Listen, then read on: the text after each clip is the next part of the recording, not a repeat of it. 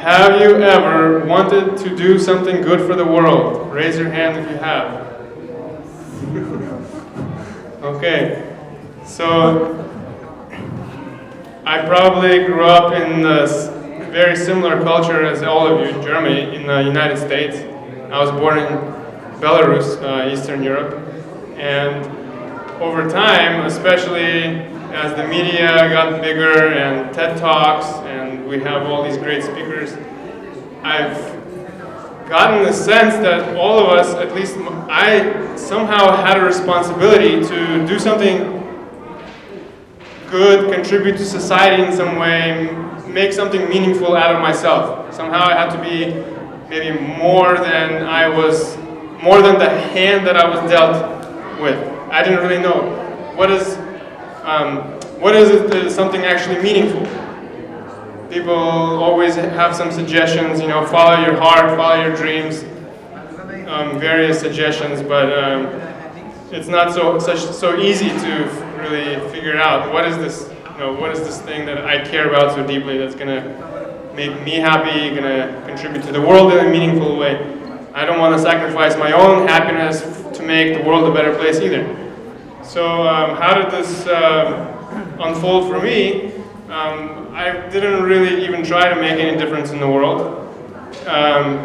What I did try to do is try to find happiness for myself, and in college I started meditation, and I was just really fascinated by the mind, and I thought that the crazy mind and the confusion, existential questions that I had about philosophical questions that I think all of us have from time to time.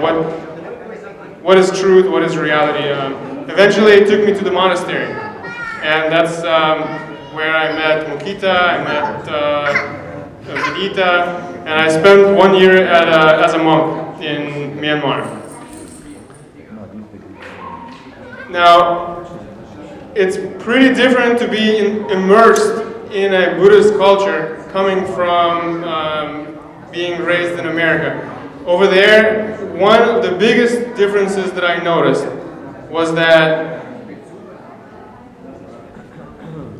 people have a lot of faith in something that Westerners don't have any faith in. We can say it's Buddhism. Or even,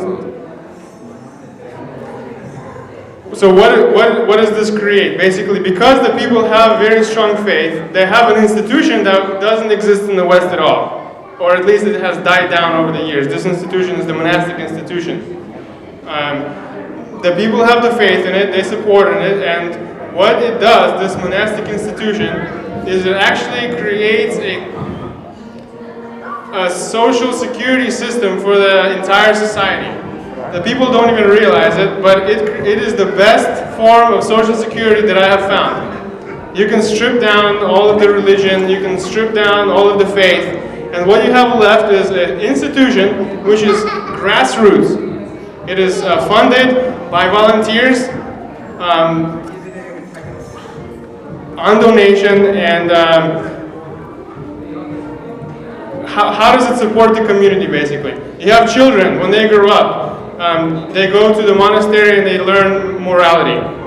The parents don't really have to worry about being able to afford education for their kids. They can just send them to a monastery. Everything will be taken care of. Same goes for adults. After high school or middle school, anytime you can go to a monastery and spend as long as you need to. Can figure out really your next step in life. Basically, what a monastery gives people is space to live for free and be supported by everybody else. You don't have to worry about supporting yourself. And when this need to support yourself is gone, when you're supported by somebody else, suddenly the mind becomes freed in a way that allows you to contemplate the deeper questions in life. Suddenly you're no longer functioning on survival level. You're no longer in, I need to go and get a job because I need to support my family, I need to feed myself. Suddenly all of that is given to you and you're just left with a very simple existence. And suddenly all of these basically it kind of clears out a lot of the stuff that's going on in our mind, and we can get perspective that we couldn't have gotten any other way. And this perspective I find really to be invaluable. And when you have this perspective, that is when it's possible to figure out what is meaningful in life. That is when you can find what is my purpose in life. That is when you know what really matters. We can start to understand where the values that come from in our own society, where they come from. For example, how do we have generosity? Or what is the value of generosity? People support us, suddenly I feel gratitude. And suddenly it makes sense why people are always recommending, be generous, be kind. Because suddenly, as a monk, I'm on the receiving end. So in the West, basically what I realized was that we need an institution like they have in the East. But what is not so much necessary, in my opinion, we don't really have to adopt all of the religious beliefs. I mean, the dogma is always changing with time, as we can see. However, what the institution provides are basic, it's kind of like a basic support structure for our spiritual needs to start to grow, so to speak, and creates this foundation for wholesomeness in the entire society. So, to me personally, I don't really care if it's what religion is practiced in it at a monastery. If it fulfills these basic needs, you provide people with the basic living necessities, food, shelter, healthcare, the people who are staying there, and